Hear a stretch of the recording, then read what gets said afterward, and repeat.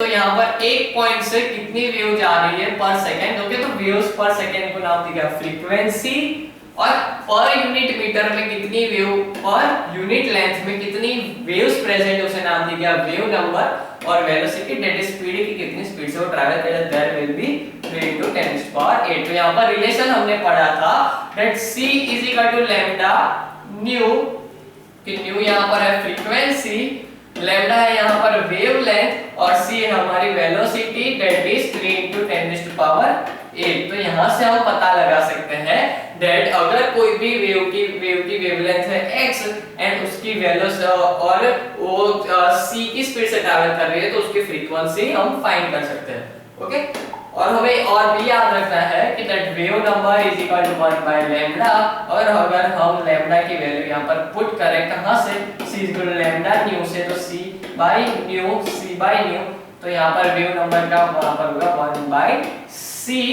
1/c into nu, means न्यू/c will be our wave number. Okay, तो ऐसे हम अदर फॉर्मूला डिराइव कर सकते हैं।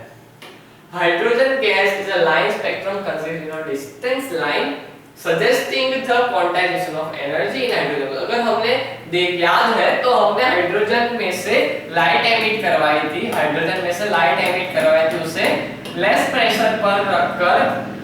ओके, तो उसमें से जो प्रिज्म रखा था फिर यहाँ पर हमने, तो वहां से जो डिस्पर्जन दे रहा था वो शीट पे कुछ सोर्स ऑफ लाइन नहीं दे रहा था, बल्कि जो कि पूरा स्पेक्ट्रम नहीं दे रहा था, तो इसे नाम दिया गया लाइन स्पेक्ट्रम, और वो था continuous spectrum. There are two types of spectrum, there is line spectrum and continuous spectrum. तो कंटीन्यूअस स्पेक्ट्रम था वो पूरा विबग्योर देता था,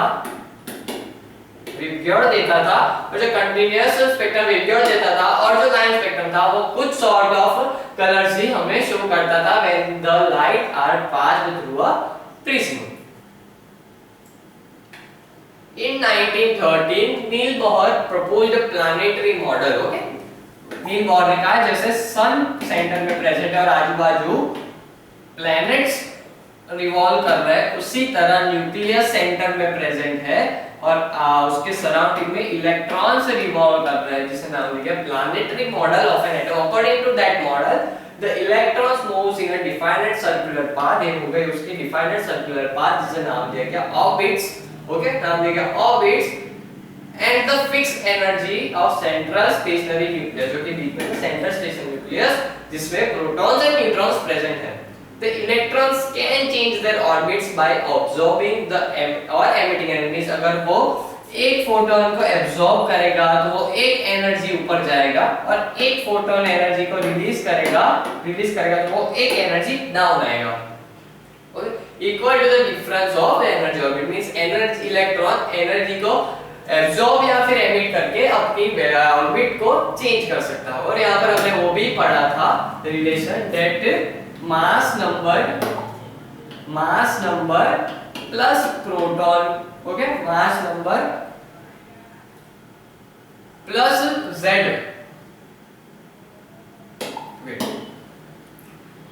अगर हम मास नंबर में से z को माइनस करें तो हमें प्रोटॉन मिल जाएगा, और z मींस यहाँ पर नंबर और न्यूट्रॉन मिल जाएगा, और z मींस यहाँ पर प्रोटॉन एंड इलेक्ट्रॉन। यहाँ से हम प्रोटॉन, न्यूट्रॉन, इलेक्ट्रॉन तीनों की वैल्यू फाइंड कर सकते हैं, जैसे हमने ऊपर क्वेश्चंस भी सॉल्व किए। Bohr model did explain for stability of, means Bohr ने stability as well as spectrum दोनों को हमने एक्सप्लेन किया, दोनों मॉडल्स को। However the unable to explain the spectra of atoms other than hydrogen. तो हाइड्रोजन के सिवाय जो भी हमारे जो स्पेक्ट्रा लाइन स्पेक्ट्रम दे रहे थे उसे एक्सप्लेन नहीं कर पाए बोहर मॉडल। फिर वहां पर डी ब्रॉगली आए, डी ब्रॉगली ने अपने डी ब्रॉगली वेवलेंथ फाइंड करने का फॉर्मूला दिया that de Broglie lambda is equal to h/p। p यहां पर है मोमेंटम, लीनियर मोमेंटम, जिसका फॉर्मूला है m × v। तो यहां पर ऑल ओवर फॉर्मूला हुआ lambda is equal to h/mv।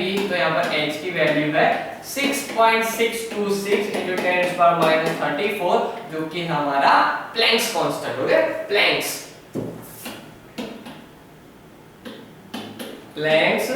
constant। This was experimentally verified that Thomson and Davison by diffraction of electron waves passing through a crystal lattice of nickel. Okay, तो यहाँ पर diffraction आया, जिसमें मैंने example दिया था torch का रेडियस इतना है, लेकिन जब वो लाइट देती है वो ज्यादा रेडियस कवर करते हैं। This is due to diffraction, क्योंकि वो यहाँ पर एंड्स में से, यहाँ पर टॉर्च के कर्वेचर में से यहाँ से टर्न हो जाती है, बाहर से डिफ्लेक्ट रहती है। तो इस फेनोमेना को हम बोलते हैं बेंडिंग फ्रॉम एजेस को हम बोलते हैं diffraction. Okay, diffraction. This was experimentally verified by diffraction of electrons were passing through a crystal lattice of nickel.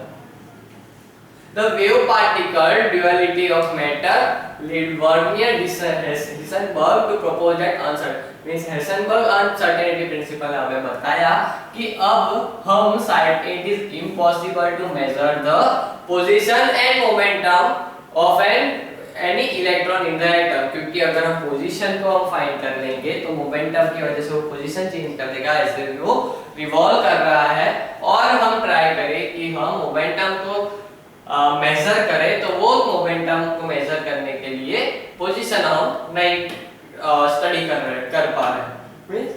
It is not possible to measure both simultaneously. The dual nature of electron and Heisenberg uncertainty principle lead to the development of wave theory. Okay, wave mechanical model. Okay, तो यहाँ से हमें Heisenberg uncertainty principle और the dual nature of electron की वजह से हमें wave nature भी theory develop हुई।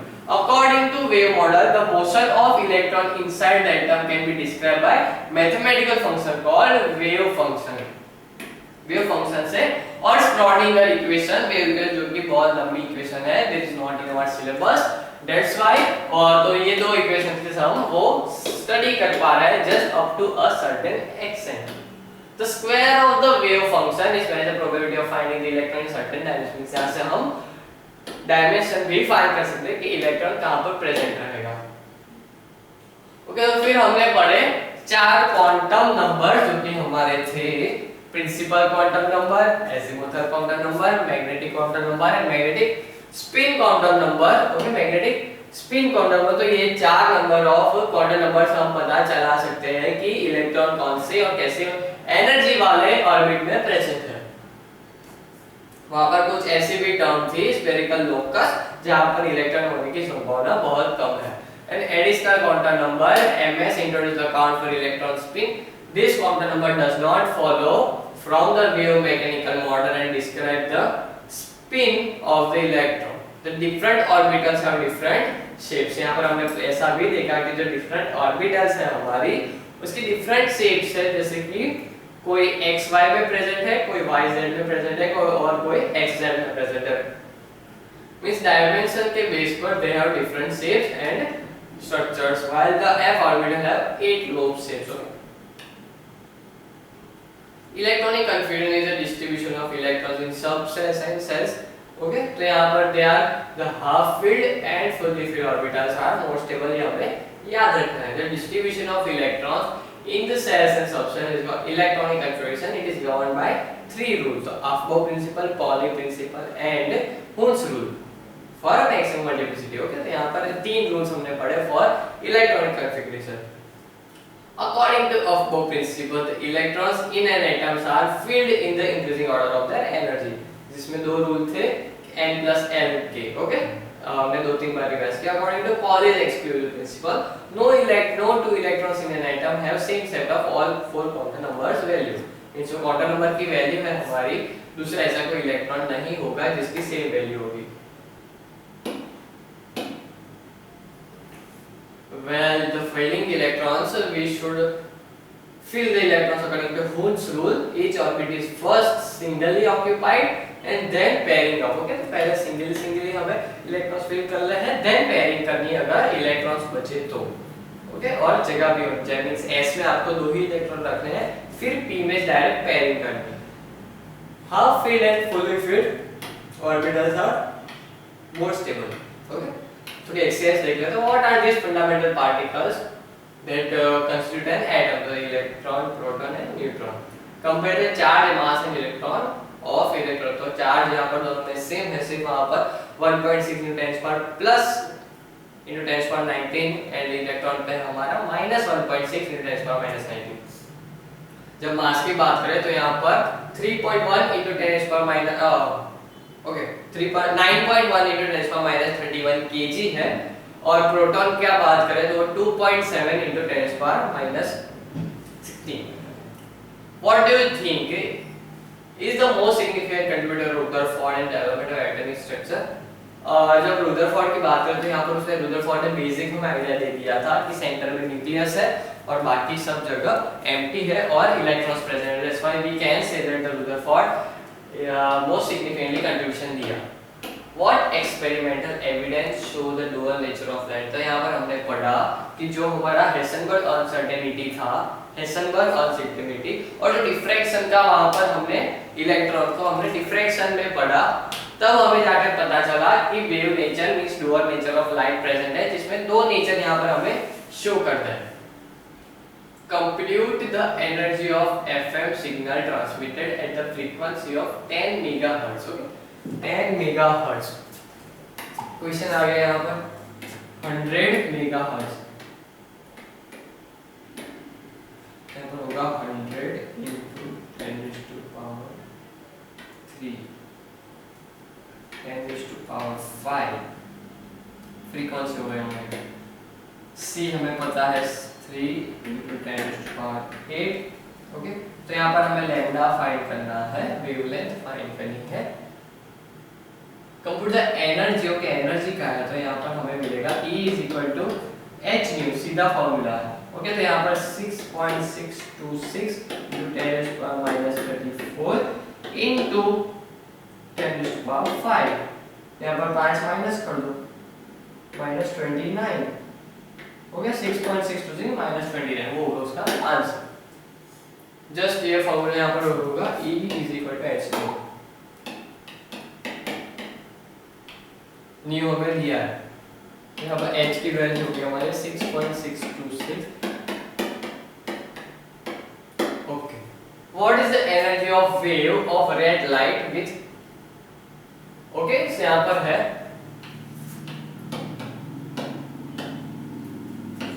वेवलेंथ दिया, हमें फाइंड करना है एनर्जी। तो यहाँ पर हमारे पास होना E = hν। अब हम न्यू को क्या लिख सकते हैं, C = λ⁵। न्यू को हम लिख सकते हैं C/λ। ओके, तो हम hc/λ, तो यहाँ पर लिखेंगे h की वैल्यू 6.626 × 3 × 10⁸, क्योंकि c की वैल्यू और लैम्डा की वैल्यू हमें दी गई है 670 × 10⁻⁹ नैनोमीटर। ओके, तो यहाँ पे इसको सॉल्व करेंगे तो हमें एनर्जी मिल जाएगी। What are the drawbacks of Bohr model? So it does not, okay, तो ड्रॉबैक बोहर मॉडल के ड्रॉबैक यहाँ पर वो दिखे गए थे कि वो सिर्फ जो हाइड्रोजन स्पेक्ट्रम था वो सिर्फ उसने हाइड्रोजन के लिए बताया था। ओके, हाइड्रोजन के लिए बताया था। What lead to the development of wave mechanical model of atom? Heisenberg uncertainty principle leads to the development of wave mechanical model and that introduction to psi, which gives the velocity and actual position of psi square to give the velocity and position of Schrödinger equation भी यहाँ पर wave mechanical model को explain करता है, development में help किया। What do you understand by an orbital? So orbital are nothing but just the having the maximum probability, maximum electron density there. That's why they are called orbits. Okay, orbits means जो electrons वहाँ पर definite fixed path में जो revolve करते हैं उसे नाम दे दिया orbit. Draw the shape of S and P orbitals. Okay, तो S के दो shapes हैं। S का एक ऐसा ही है और S एक ऐसा है। ओके, तो ये 1s है, ये 2s और P के यहाँ पर दो तीन है, ऊपर आप देख लेना। Explain the Ohm's rule of maximum multiplicity with an example. अगर हम बात करें ऑक्सीजन से जिसमें 8 इलेक्ट्रॉन्स हैं, ओके, तो यहाँ पर Ohm's का पता है हमें, पहले सिंगल इलेक्ट्रॉन्स को फिल अप करना है एंड देन पेयरिंग करना है। तो यहाँ पर एग्जांपल के साथ देख ले तो ऑक्सीजन में 8 इलेक्ट्रॉन्स हैं।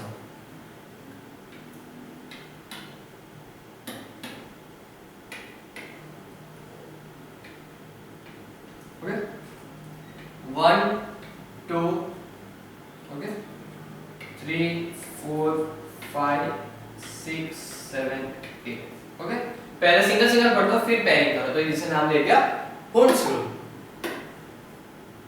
तो यहाँ पर हमारा चैप्टर फिनिश होता है जिसमें हमने पढ़ा ये सारे टॉपिक्स जो already started what we have learn. Just keep revising, chemistry को रिवाइज नहीं करोगे तो भूल जाओगे। ओके, केमिस्ट्री को रिवाइज करना जरूरी है। आप 2-3 दिन में फिर एक बार रिवाइज कर लेना, जिससे आपको लाइफ टाइम के लिए हम याद रख सकते हैं, जिससे हम एग्जाम में ज़्यादा स्कोर पाए। और मैक्सिमम जो फॉर्मूलाज से यहाँ पर इसमें से क्वेश्चन आते हैं और जो थियरी है वो हमें याद रखनी है।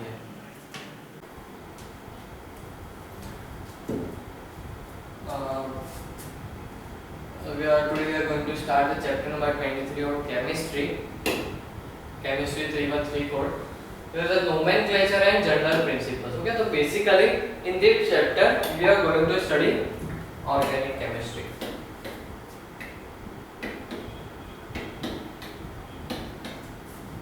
Organic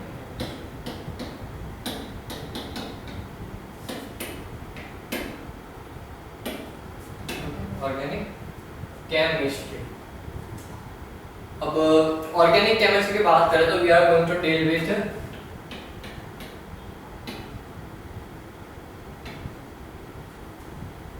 basics are hydrocarbons. Okay, क्योंकि हाइड्रोजन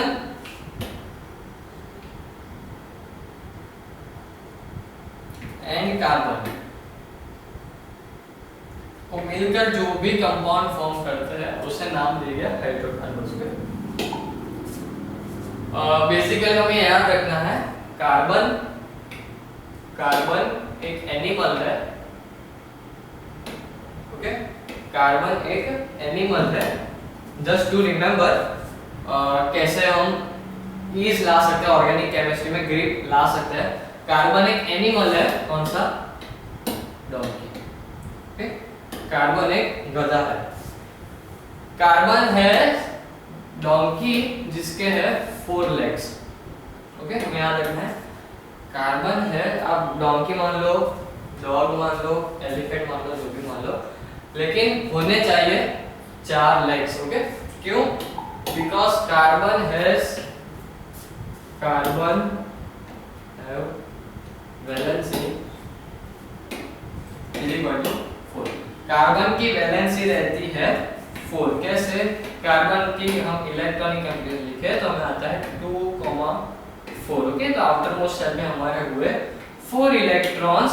तो यहाँ पर कार्बन के पास 2 ऑप्शन है, या फिर वो चारों 4 इलेक्ट्रॉन लॉस करेगा स्टेबल कॉन्फ़िगरेशन के लिए, या फिर 4 इलेक्ट्रॉन गेन करेगा to attain a stable compound, to be a stable compound. लेकिन यहाँ पर लूज और गेन ना कर वो यहाँ पर कोवेलेंट बॉन्ड फॉर्म करता है, कोवेलेंट बॉन्ड फॉर्म करता है, that is mutual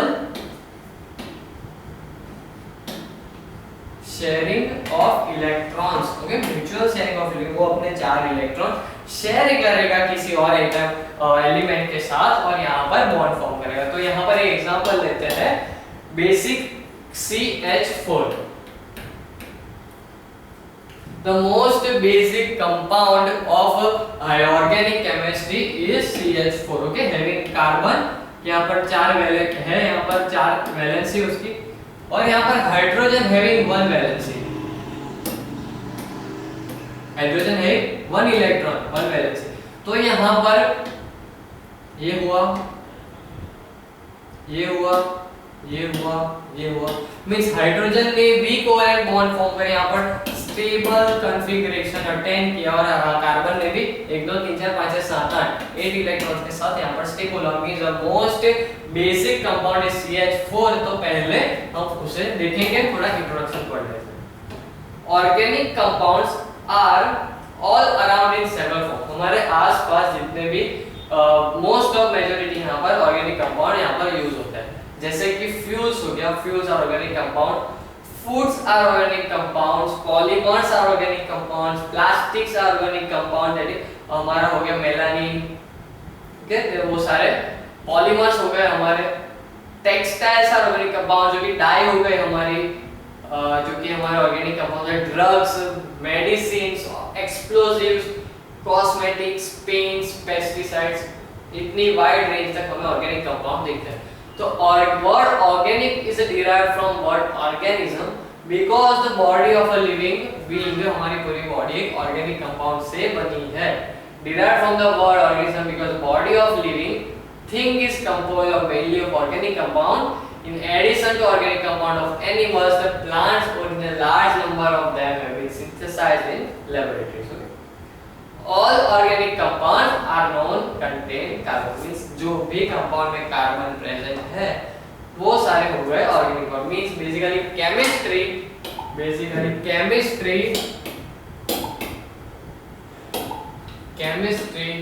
is divided. Okay, here inorganic other than carbon. Okay, next is organic. Okay, other than carbon having carbon. Okay, carbon है तो वो organic है. Next is physical.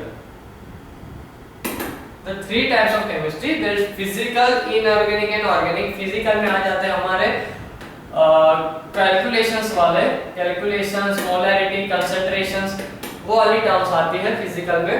ऑर्गेनिक में आता है और compounds having carbon and inorganic में आता है compounds without carbon, they are counts in inorganic. ठीक है, यहां पर हम बेसिकली ऑर्गेनिक पढ़ेंगे क्योंकि यहां पर wide range of organic compounds हमने देखी। In addition to organic compound of animals, all organic compounds are known to be contain carbon. Okay, carbon atoms have unique property called catenations. Okay, catenation यहाँ पर show करता है। catenation means self linking property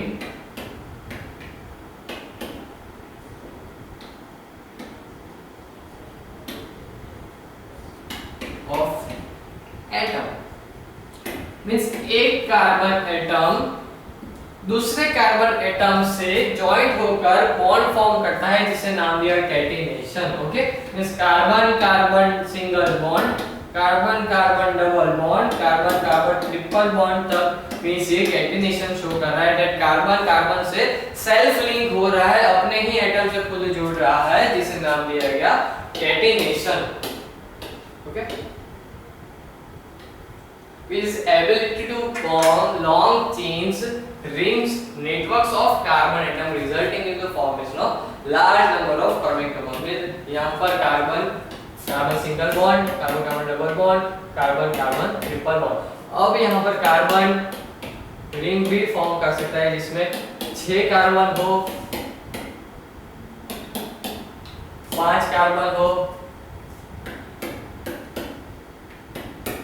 4 carbon हो, 3 carbon हो, ऐसी ring भी form करता है। इसे नाम दिया गया है यहाँ पर चेन फॉर्म करके जिसे कैटेनेशन कहा गया, जिसे self linking property of carbon कहा गया। Okay, carbon compounds are not studied in this branch of chemistry such as oxides of carbon, metal carbides, metal cyanides, metal carbonates are these जो भी oxide हो गया, carbonates हो गया, cyanide होगा, वो आते हैं सारे इनऑर्गेनिक केमिस्ट्री में। सिर्फ कार्बन और उसके डिफरेंट एटम्स के साथ यहाँ पर प्रॉपर्टी शो करेंगे, उसे नाम दिया ऑर्गेनिक केमिस्ट्री, जिसे हम आज देखेंगे। ओके, यहाँ पर हमें पता है कि कार्बन के जितने भी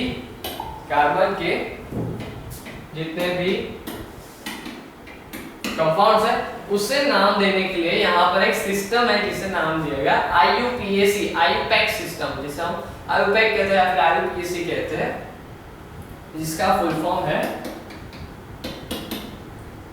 international union of pure and applied chemistry. Okay, तो ये यहाँ पर ऑर्गेनिक कंपाउंड्स को नाम देता है ये सिस्टम। ओके, तो यहाँ पर याद रखना है what is full form of IUPAC, international union of pure and applied chemistry. Various types of reactions and electronic effects are discussed with example. यहाँ पर देखते हैं what is what are the objectives. So they are the name various types of organic compounds according to IUPAC system. Distinguish between the different types of bond fusion means कैसे self linking property यहाँ पर explain different type of reaction, that is substitution, addition, elimination, molecular rearrangement, electrophile, nucleophile. Okay, they are the basic configurations R, S, D, L. Okay, isomerism, stereo isomerism. Okay, so yeah, steric hindrance, hyperconjugation, resonance, electronic inductive effect, positive negative, quantitative and qualitative analysis of organic compound. यहाँ पर आयोपेक system ये सारे object, लेकिन आयोपेक system की जब हम बात करें तो यहाँ पर हम देखते हैं वन नेमिंग किया जाता है on the basis of how many carbon are present in that atom. Okay, कोई भी कंपाउंड में कितने कार्बन प्रेजेंट है उसके बेस पर हम नेमिंग करते हैं। क्योंकि यहाँ पर 1 2 3 4 5 6 7 8 9 10 तक यहाँ पर नेमिंग दिया गया है, जिसमें पहला आता है प्रीफिक्स जिसे नाम दिया गया है meth, second is eth, third is prop. This are the basic name. जो प्रीफिक्स यहाँ से नेम स्टार्ट होता है जिसे नाम दिया गया है। अगर कोई भी कंपाउंड में एक कार्बन प्रेजेंट होगा तो उसका नाम प्री स्टार्टिंग होगा मिथ से, देन दो कंपाउंड हो गए तो स्टार्ट होगा इथ से, तीन कंपाउंड हो गए तो प्रोप, फोर हो गए तो ब्यूट, 5 हो गए तो पेंट, 6 हो गए तो हेक्स, 7 हो गए तो हेप्ट, 8 हो गए तो ऑक्ट, 9 हो गए तो नोन एंड 10 हो गए तो डेक। तो these are the basic information when we are going to do nomenclature of any carbon compound. Okay, means it, prop, but, pent, hex, hept, oct, non and dec. Okay, तो हमें याद रखना है, हम आगे भी पढ़ेंगे।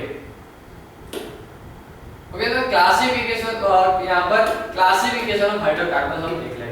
Means all the hydrocarbon chains are divided into two types, means aliphatic and aromatic. Okay, aliphatic means long chain and aromatic means closed chain. Okay, तो यहाँ पर ऑल ऑर्गेनिक कंपाउंड में be divided into broad class based upon the patterns of change carbon atom. Okay, कितने carbon है present है या chain में है या फिर क्लोज चेन में, उस पे बेस पर यहाँ पर डिवाइड किया है। फर्स्ट इज ओपन चेन, जो एलिफेटिक, ओपन चेन को कहा गया एलिफेटिक, जिसका नाम this class includes all hydrocarbon that is saturated unsaturated. यहाँ पर सैचुरेटेड एंड अनसैचुरेटेड की बात करें तो जिसमें सिर्फ carbon carbon single bond present होंगे उसे कहते हैं हम सैचुरेटेड, और जिसमें कार्बन कार्बन सिंगल बॉन्ड छोड़कर डबल बॉन्ड या फिर ट्रिपल बॉन्ड प्रेजेंट है जिसे नाम दिया गया अनसैचुरेटेड, कहते हैं unsaturated. Okay, Saturated hydrocarbons, those which contain single bond between all carbon। Okay, पूरे कंपाउंड में सिंगल बॉन्ड ही प्रेजेंट होना चाहिए कार्बन कार्बन। ओके, तो यहाँ पर CH3 CH3 how many carbons are present? यहाँ पर there are 2 carbons, 1 and 2, therefore it is and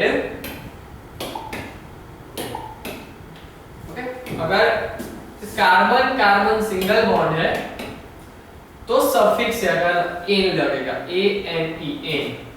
carbon carbon double bond है तो इन लगेगा suffix. Okay, suffix. Carbon carbon triple bond है तो YN। ओके, ये हो गया सफिक्स। प्रीफिक्स की बात करें तो हमने पढ़ा था वो 1 for myth, 2 for eth, 3 for prop, 4 for but, 5 for pent, 6 for hex, 7 for hept, 8 for oct, 9 for non and 10 for dec। तो जब हम नेमिंग कर रहे होते हैं तो हमें देखना है कि सिंगल बॉन्ड प्रेजेंट है, डबल बॉन्ड प्रेजेंट है या फिर ट्रिपल बॉन्ड प्रेजेंट है, उसके बेस पर हम नेमिंग करेंगे।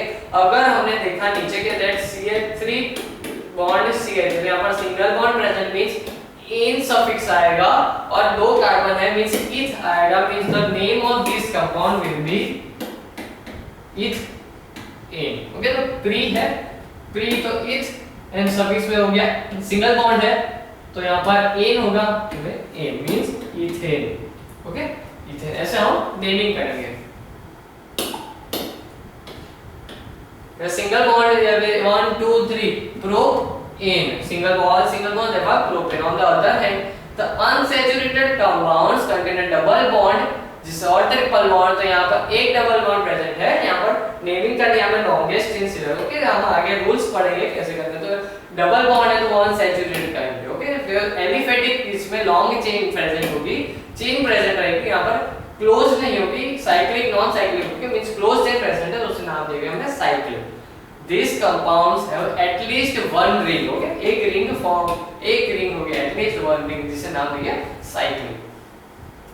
These are further divided into two subclasses, that is homocyclic and heterocyclic. जिसमें homocyclic में यहाँ पर कहते हैं जिसमें एटम्स की प्रेजेंट ओनली कार्बन एटम के बीच में रिंग होगी, मींस कार्बन कार्बन, ये होमोसाइक्लिक है। लेकिन जब हम ग्लूकोज का स्ट्रक्चर देखते हैं, ग्लूकोज का स्ट्रक्चर